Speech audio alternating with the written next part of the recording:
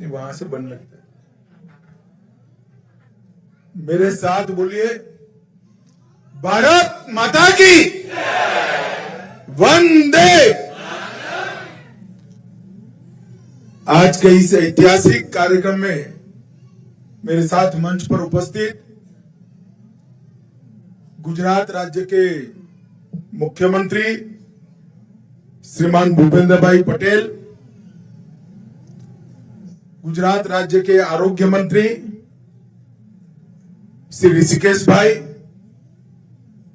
सहकारिता मंत्री जगदीश विश्वकर्मा जी, मेरे सांसद साथी श्रीमान नरहरि भाई, हसमुख भाई, दिनेश भाई और मंच पर उपस्थित पुलिस महानिदेशक गुजरात श्री विकास सहाय, गृह विभाग की सचिव निपुणा तोरवणे जी, जिनके तत्वाधान में ये नागरिकता देने का कार्यक्रम चल रहा है, वो आद्रा अग्रवाल जी, और आज मंच पर बैठे हुए सारे विधायक भाई, विधायक बहनें, और आज गुजरात भर से कई जिलों से आए हुए शरणार्थी अब तक कहलाते थे, आज से भारत माता के परिवार में आप लोग शामिल हो जाएंगे। ऐसे मेरे प्यारे भाइयों और बहनों, आप सभी का स्वागत है। मित्रों, आज मेरे जैसे समाज जीवन के कार्यकर्ता के लिए एक बहुत भावुक क्षण है, क्योंकि ये सीए सिर्फ देश के लाखों लोगों को, देश में बस रहे लाखों लोगों को नागरिकता देने का कार्यक्रम नहीं है। सीए देश में बस रहे लाखों शरणार्थियों को न्याय देने का और अधिकार देने का कार्यक्रम। और पास्ट में भारत सरकार, जो कांग्रेस पार्टी और इनके साथियों ने चलाई, इनकी तुष्टीकरण की नीति के कारण सन 47 से लेकर 2014 तक जो लोग देश की शरण में आए, उनको अधिकार नहीं मिला, उनको न्याय नहीं मिला। उनकी प्रताड़ना पड़ोसी देशों में तो हुई, क्योंकि वो हिंदू थे, जैन थे, बौद्ध थे, सिख थे, मगर उनकी प्रताड़ना अपने देश में भी हुई, यहां पर भी हुई। लाखों करोड़ों लोग, 3-3 पीढ़ियां हो गई, न्याय के लिए तरसते रहे, मगर एक इंडी अलायंस की तुष्टीकरण की नीति ने इस शरणार्थियों को न्याय नहीं दिया, और भारतीय जनता पार्टी के नेता नरेंद्र मोदी जी ने इनको न्याय देने का। मैं आज सीए के बारे में थोड़ा डिटेल बताना चाहता हूं कि सीए क्यों लाना पड़ा। किसी भी देश का विभाजन धर्म के आधार पर नहीं होना चाहिए, मगर भारत का विभाजन आजादी लेते वक्त धर्म के आधार पर किया गया, और जब भारत का विभाजन धर्म के आधार पर किया तब भयानक दंगे हुए। स्वाभाविक था होंगे, मगर विजुलाइज नहीं कर पाए। अभी अभी 14 अगस्त को ही पूरे देश ने विभाजन विभीषिका दिन मनाने का काम किया है। भारत के करोड़ों लोग ये भूल नहीं सकते कितनी पारावार वेदना जो हिंदू, बौद्ध, सिख, जैन पाकिस्तान, अफगानिस्तान, बांग्लादेश में रहते थे, उनको सहन करनी पड़ी। हम नहीं भूल सकते। परिवार के परिवार उजड़ गए, करोड़ोंपति, अरबोंपति हमारे गांधीधाम में रोड पर आकर सब्जी बेचने के लिए मजबूर हो गए। इससे ज्यादा अत्याचार पूरे दुनिया में कहीं नहीं। और उस वक्त विभाजन का फैसला तो किया, मगर जब ये परिणाम आने लगे, कांग्रेस के सभी नेताओं ने वादा किया था कि पड़ोसी देशों से जो शरणार्थी आते हैं, हिंदू आते हैं, बौद्ध आते हैं, सिख आते हैं, जैन आते हैं, उनको नागरिकता दी जाएगी। आपको भारत अपने यहां स्वागत करेगा। करना भी चाहिए था। बड़ा उचित निर्णय कांग्रेस के नेताओं ने लिया था, मगर जैसे जैसे चुनाव आया वो निर्णय से मुकरते गए। सन 47 में किया हुआ वादा, 48 में किया हुआ वादा, 50 में किया हुआ वादा, जवाहरलाल नेहरू ने किया हुआ वादा, महात्मा गांधी का आह्वान, वो सब भुला दिया गया। क्यों? क्योंकि उनको लगा कि इनको नागरिकता देंगे तो हमारी वोट बैंक नाराज हो जाएगी और तुष्टीकरण के कारण ये लाखों करोड़ों लोगों को नागरिकता से वंचित रहना पड़ा। इससे बड़ा कोई पाप नहीं हो सकता, इससे बड़ा कोई पाप नहीं। वो वहां से भाग कर आए, प्रताड़ना झेल कर आए, अपना परिवार कई लोगों ने गंवाया, कई माताओं बहनों के साथ अत्याचार किए गए, करोड़ों की संपत्ति छोड़कर आए और यहां आए, यहां उनको नागरिकता भी नहीं दी। 47 से मोदी जी प्रधानमंत्री बने तब तक 47 से 19 और 19 से 24 ये यात्रा इस देश का इतिहास हमेशा याद रखेगा।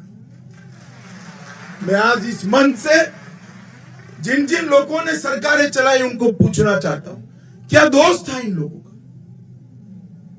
जो अपनी बहन बेटियों को बचाने के लिए आए, अपनी संपत्ति को, अपने धर्म को, अपने सम्मान को बचाने के लिए आए?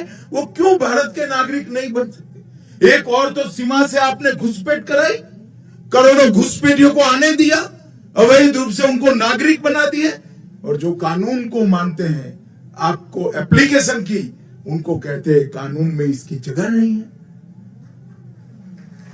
कानून लोगों के लिए होता है, कानून के लिए लोग नहीं होते हैं। हमने 2014 में वादा किया था कि अगर भारतीय जनता पार्टी को मैंडेट मिला तो हम सीए लाएंगे, और 2019 में हम सीए लेकर आए। और करोड़ों हिंदू, करोड़ों जैन, बौद्ध, सिख जिनको न्याय नहीं मिला था, उनको न्याय देने की शुरुआत हुई। मैं आज इस मंच से स्पष्टता से कहना चाहता हूं, मैं काफी समय चुप रहा हूं। ये कानून पारित हुआ था 19 में। 19 में कानून पारित होने के बाद भी सबको भड़काया गया कि इससे मुसलमानों को अन्याय होगा, मुसलमानों की नागरिकता चली जाएगी। मैं आज फिर से स्पष्ट करना चाहता हूं मेरे मुस्लिम भाइयों बहनों के लिए, ये कानून में किसी की नागरिकता लेने की कोई प्रोविजन नहीं है। ये कानून नागरिकता देने का कानून है। अभी हमने दी, इनके चेहरे देखिए, हमारे ही देश के लोग हमारे ही देश में निराश्रित बनकर रह गए। इससे बड़ा दुर्भाग्य और विडंबना क्या हो सकती है? इतने सालों तक ये तुष्टीकरण की नीति के कारण ये नहीं हो पाया था। नरेंद्र मोदी जी ने 19 में कानून लाने का फैसला दिया और मुझे संसद में वो कानून को पारित करने के लिए रखने का सौभाग्य। 19 में कानून पारित होते हुए भी आज 188 परिवार यहां खुशहाल खड़े हैं। क्यों नहीं मिला भाई 19 से 24? आपको देश में दंगे कराए गए, अल्पसंख्यकों को भड़काया गया। और मैं आज स्पष्टता के साथ कहना चाहता हूं, ये अफवाह फैलाई गई थी सीए की कानून से किसी की नागरिकता नहीं जाती। हिंदू, बौद्ध, सिख, जैन जो शरणार्थी मेरे भाई बहन आए हैं, उनको नागरिकता और सम्मान देने का कार्यक्रम है, अधिकार। और आज भी कुछ राज्य सरकारें हैं जो लोगों को गुमराह कर रही। मैं आज मंच से देश भर के शरणार्थी भाइयों को कहता हूं कि आप बेझिझक एप्लीकेशन करिए, नागरिकता प्राप्त करिए, आराम से करिए। इससे पास्ट में अगर आपकी नौकरी है तो वो चालू रहेगी, आपका मकान है वो आपके नाम पर ही रहेगा, आपके सारे काम जो है वो रिट्रोस्पेक्टिव इफेक्ट से सुधारने, इसमें कोई क्रिमिनल केस का प्रोविजन नहीं, सबको पार्डन दिया गया है। और पार्डन इसलिए लिया है कि सरकार के कारण ये देरी हुई, आपके कारण नहीं हुई। मैंने अभी बहन को पूछा कब आई आप, तो 95 में आई। 95 से अब तक किसने देरी की? वो तो तुरंत चाहती थी मैं भारत की नागरिक बनूं, मगर किसने नहीं बनने दिया? सरकार ने कहा। इसीलिए सिटीजनशिप अमेंडमेंट एक्ट लाना पड़ा। और आज मुझे बड़ा दिल में बहुत संतोष है कि मेरे ही राज्य में आज 188 परिवार मां भारती के परिवार बनकर, हमारे भाई बहन बनकर हमारे साथ सम्मान के साथ। और मैं आज अपील करना चाहता हूं देश भर के शरणार्थी भाइयों बहनों को, कोई भी गुमराह करे, कोई भी पार्टी करे, मैं पार्टियों का नाम नहीं लेना चाहता, मगर आप मत मानिएगा। ये कानून आपको न्याय देने के लिए है। आपके साथ जो अत्याचार हुए हैं इसकी क्षमा के साथ परिमार्जन के लिए आपको सम्मान देने का कानून है। जो विभाजन की विभीषिका को झेले हैं और बाद में भी जो वहां रहे, आज हमें पूछते थे संसद में मुझे विपक्ष के मित्र, क्यों ये कानून, क्यों ऐसा? मैं आज उनको कहना चाहता हूं, जब विभाजन हुआ तब बांग्लादेश में 27% हिंदू था, 27%, आज 9% है। कहां गया? जबरन धर्म परिवर्तन कराया गया है। 27% हिंदू था। या तो वो यहां आए, शरण में आए, या धर्म परिवर्तन कर। क्या उनको अपनी इच्छा के अनुसार अपने धर्मों में जीने का अधिकार नहीं है क्या? अगर पड़ोस के देश में अपने सम्मान के साथ जी नहीं सकते, हमारी शरण लेकर आते हैं, तो हम क्या करेंगे? हम मूक दर्शक बनकर बैठ नहीं सकते। ये नरेंद्र मोदी सरकार है, आपको न्याय मिलेगा और जरूर। और सालों से इस शरणार्थियों की मांग थी। 19 में मोदी जी ने अपनी दृढ़ राजनीतिक इच्छा शक्ति के कारण एक फैसला लिया, कानून पारित हुआ, आंदोलन हुए, कुछ जगह पे हिंसक घटनाएं भी हुई। जो हुआ हुआ, अंततोगत्वा 24 के चुनाव के पहले हमने रूल्स बनाकर अधिकार दे दिया और आज सर्टिफिकेट भी दे दिया आप लोगों को। आप सभी का हृदय से भारत माता की संतान है नाते इस देश में मैं स्वागत करता हूं और बड़े सम्मान के साथ आप जियोगे, इसका मैं विश्वास भी करता हूं।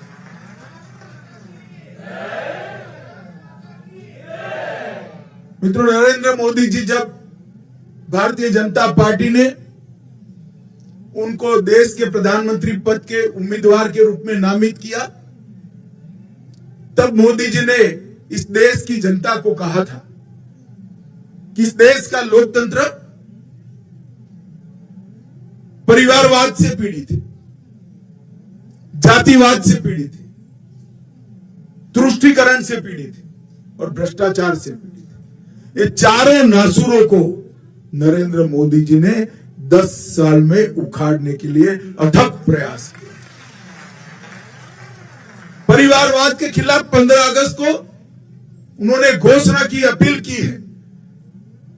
कैसे 1 लाख युवा राजनीति में जुड़े जिनके परिवार में से कोई राजनीति में नहीं, कोई राजनीति नहीं, ये अपील की है। और परिवारवादी पार्टियों को घोर पराजय भी देश की जनता ने घोर पराजय दिखाया है। भ्रष्टाचार के खिलाफ भी जंग किया, जातिवाद के खिलाफ भी किया। उन्होंने जातिवाद के नासूर को समाप्त करने के लिए 4 जातियां घोषित की, एक गरीब, एक महिला, एक युवा और एक किसान। ये 4 जातियों में ही पूरा देश बटा हुआ है और ये 4 जातियों को ही एक नए प्रकार की राजनीतिक फिलसफी उन्होंने देश के सामने रखी और उन्होंने तुष्टीकरण की राजनीति को भी तिलांजलि दे दी। इस देश के कई मसले ऐसे अटके पड़े थे। राम मंदिर का मसला अटका था 550 साल से, आज भव्य राम मंदिर अयोध्या में बनाने का काम पूरा है। औरंगजेब ने तोड़ा हुआ काशी विश्वनाथ का मंदिर फिर से बन गया। मोहम्मद बेगड़ा ने तोड़ा हुआ हमारा पावागढ़ के शक्तिपीठ का भी पुनरुद्धार। इस देश में ट्रिपल तलाक को समाप्त करने का काम भी नरेंद्र मोदी जी ने किया। आतंक की फैक्ट्री जिस सोच के कारण जन्मी थी, जिस सोच के कारण चलती थी, वो सोच को पोषण करने वाला धारा 370 नरेंद्र मोदी जी ने नाबूद कर दिया और करोड़ों हिंदू, सिख, बौद्ध, जैन भाइयों को जो अन्याय करने वाला, उनका अधिकार से वंचित रखने वाला कानून का संशोधन अटका था, उस सीएए का संशोधन भी नरेंद्र मोदी जी ने लाकर देश के अंदर एक न्याय का वादा। मैं अंत में फिर से एक बार देश भर के शरणार्थी भाइयों बहनों को अपील करना चाहता हूं, ये इंडिया अलायंस से कांग्रेस और उनके साथी गुमराह करेंगे, मत डरना। मैं देश के गृह मंत्री के नाते कहता हूं, आप एप्लीकेशन कर दो, आपको न्याय मिलेगा, कोई कोर्ट केस नहीं। और ये तो उदाहरण है, 188 परिवार, कोई कोर्ट केस नहीं हुआ, नागरिक भी बन गए, उनके बच्चे एमएलए भी बनेंगे, सांसद भी बनेंगे, आईएएस भी।